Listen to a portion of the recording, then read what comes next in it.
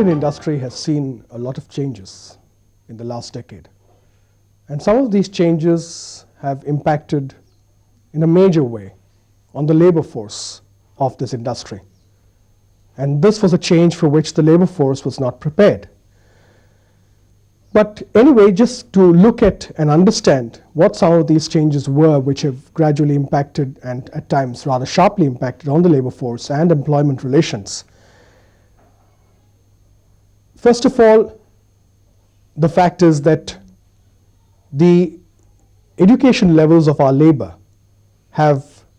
force has gone up gradually over the years. Of recent, you have younger, more educated, more qualified labor entering the marketplace. Alongside, post 1991-92 onwards, after liberalization began, Indian industry had to face competition from industry abroad and work on issues of how to become more competitive. As always, initially, possibly Indian industry's first reaction was to think of labor cost reductions, how to reduce the cost of labor. मैं 12 साल से उम्र से काम कर रहा हूँ। पहले मैं गवर्नमेंट इंडस्ट्रीज में काम करता था, उसके बाद में बिरला कॉटन मिल में आ गया। यहाँ आने के बाद मैंने 33 साल काम करने के बाद बिरला कॉटन मिल से बिगैर पूर्व सूचना के हमारा विभाग बंद कर दिया, जिसमें 3,500 आदमी प्रभावित हो गए। हमारी किसी भी नौकरी के बारे में कोई व्यवस्था नहीं, हमें एक दूसरी जगह ट्रांसफ़र कर दिया जिसके बारे में हम कोई जानकारी नहीं थी। तो उसके तब से आज तक हम बेकार हैं और अब हमें मकान खाली करने के नोटिस दिए जा रहे हैं और हमारा पैसा भी जो है वो कंपनी के पास ही है, कोई हिसाब किताब नहीं है। 2 नोटिस दिए जा रहे हैं और हमें कोर्ट में उलझाया गया हुआ है और कोर्ट के कोई फैसले नहीं आ रहे हैं, इसलिए हम बहुत परेशान हैं। Neither this excessive exploitation by the capital is welcome, nor excessive exploitation by the labor of capital is welcome. So one will argue like this, that we have to make labor more responsive and capitalists more humane. Unless these two aspects are understood, we will not be having a better society. There are organizations in India, industrial organizations, where no strikes have taken place for the last 40 years. How have they managed it? Just because the industrialist developed a better outlook. He tried to pay fair wages to labor, gave them leave, gave them provident fund, built houses for them, built what may be called as quarters for them. And in that process, the laborers became part of the total system, and factories were developed as communities rather than only industrial establishments. Once we understand the factory as a community of labor and capital working for development, then we can develop a more harmonious, more humane, a better society where the interests of labor, capital and society, they can all be harmonized to move in a proper direction. This requires understanding of the problems of labor. इसी गम के कारण न time से जो तनख्वाहें नहीं मिल रही हैं या अन्य ड्यूज नहीं मिल रहे हैं, उसी गम के कारण कई लोग जो है यहाँ पे मर चुके हैं। The widening gap between the rich and the poor is one of the most conspicuous result of this lack of the sense of justice. And so I would like to propose to replace GDP economics by Gandhi economics that will take into account unquantifiable precious values. लेकिन हम प्रण करते हैं, जब तक हमारे अंदर जान रहेगा, जी जान लुटा देंगे इस गेट के ऊपर। जो हमारा प्रतिवाद करने आएगा उसको तोड़ के रख देंगे, लेकिन हम किसी के सामने झुकेंगे नहीं। If we continue a conflict relationship, then it is going to cost the society heavily. This may be called as the social cost of restructuring. For instance, if the capitalists only try to subdue labor, they will be leading to resentment. क्यों मजदूर को इस तरीका से तुम गला रवा रहे हो? मजदूर कौन सा गुनाह किया है?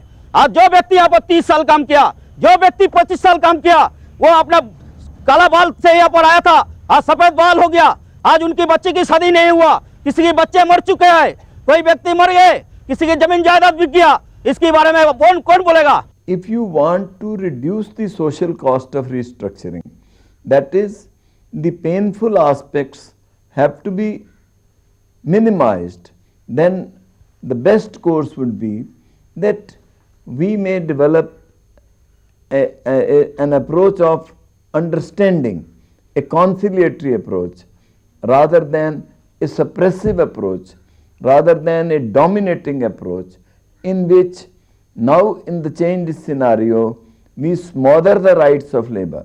That would not pay to anybody. It can pay in the short run, but it cannot pay in the long run. And it was in this context that we found that Gandhi was a visionary and he could think better that the conflict approach, adversary approach, it would not lead to a stable society, it will lead to an unstable society where conflict will try to reduce production rather than raise production. A question that is often asked is that, is there a nexus or a relationship between the quality of work, the quality of output, and the protection of employment or protection available to employment of a labor force? To my mind, there's a clear relationship. Let us take one example which all of us are very well aware of, the Ambassador car. The Ambassador car is a very sturdy car, but in terms of technology and technological advancement in automobile technology, it's a car which over 30 years and 40 years, 50 years has remained unchanged. While it may have met the kind of requirements of the Indian market, Indian road conditions, as competitors entered the market, gradually the market of the Ambassador car declined and has finally declined very sharply. To this extent that a small family or anyone seeking to purchase a car for personal use is most unlikely to go out and buy an Ambassador car. Now, what are the consequences of this decision for the labor who are employed with the manufacture of that car? From newspaper reports and whatever little that I've been able to read up, I think something like over 5,000 people lost employment. दुनिया भर के हमने कर्जे इतने कर रखे हैं, जो घर में जाते हैं हमें शर्म होती है, यहाँ पड़े रहते हैं, रात को जब अंधेरा छुप जाता है चुपके से घर जाके पड़े जाते हैं। घर में रोटी मिलती है तो ठीक है, नहीं हम भूखे ही सो जाते हैं। सारे बुरा हाल कर रखा है, किसी के घर कुछ बनता है, किसी के नहीं है, कोई एक दूसरे से मांग के खा रहा है, कोई किसी की हेल्प कर रहा है, कोई कुछ कर रहा है, तब जाके यहाँ पर काम चल रहा है। ना तो बच्चों को पढ़ाने को हो रहा है, कहाँ से पढ़ाएं? और ये समस्या सबकी नहीं, मजदूरी जितने भी मजदूर है सबके साथ में, सारी फैक्ट्रियां बंद कर रहे हैं, कहाँ जाएगा कोई इंसान? आज हम लोग हैं, हम भी फैक्ट्री में काम करते हैं, लेकिन वहाँ से भी आज कह देते हैं बंद कर रहे हैं जी, जाओ, कहाँ जाएं? आदमी कमाते नहीं है, घर बैठे हुए बच्चों को आके मारते हैं, पीटते हैं, काम नहीं है तो क्या करा जाए? Now, the failure of an organization, of an industry and a management to upgrade technology to ensure quality has led finally, maybe over a long period, but it has finally led to serious downsizing, severe downsizing, not serious, severe downsizing of the labor force. कि मेरी wife को cancer है, cancer से पीड़ित है, वो मौत की हालत में पड़ी है, लेकिन इन मालिकों को जरा भी तरस नहीं आ रहा कि इस बंदों का यहाँ कुछ करना चाहिए या नहीं करना चाहिए। मेरे लड़का था एक, वो बच्चे की पढ़ाई छूट गई, वो बेचारा बेकार हो गया, ना वो काम का है ना कहीं करता है। मैं इतना परेशान हूँ, कहने की हद नहीं। Manufacturing sectors had to have a very hard look at the the quality of recruitment they do, why are they doing recruitment, is there really work required on the shop floor. These issues took the labor force by surprise because they'd got used to easy entry into industry earlier. And today, with downsizing, much more careful selection and recruitment of people into the workforce, there's been a clear slowdown.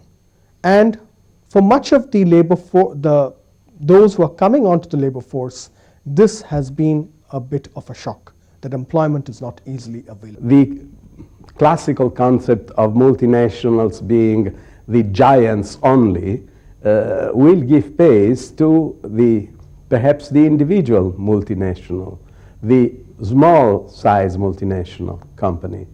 And of course this will mean that if you look at this problem from the viewpoint of organized labor, there will be less security of keeping a job because society and the economy is changing rapidly.